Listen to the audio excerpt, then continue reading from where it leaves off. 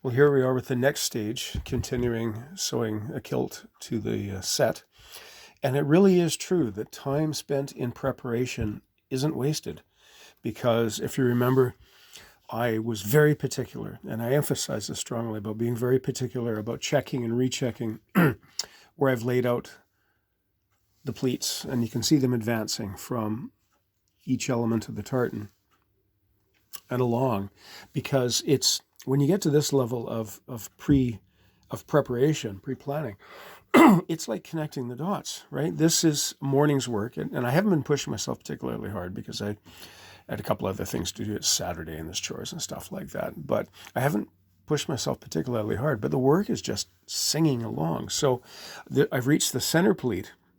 When I reach the center pleat, I pull out the tape and I measure at the buckle line and at the hip and at the top to see how I'm getting on.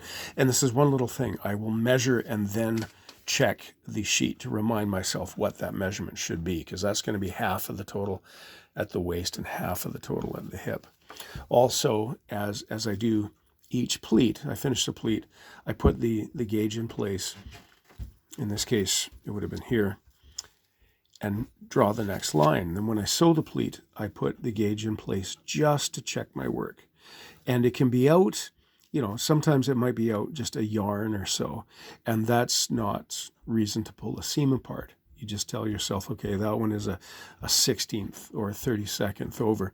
I'm just going to be a little bit narrower here. And sometimes the set itself will sort of create a trompe delay effect where you're like, the numbers are right, but that still doesn't look right, and you'll adjust a little bit accordingly. Now that sounds a bit confusing.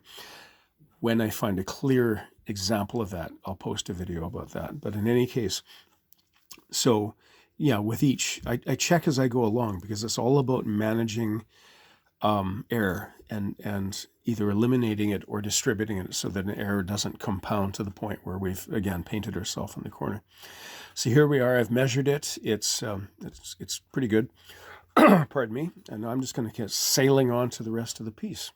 And again, this it's just so easy and straightforward. You've done all your thinking, so when you're sewing, you really don't have to stop and puzzle things out. You trust your plan and work to it. There we go.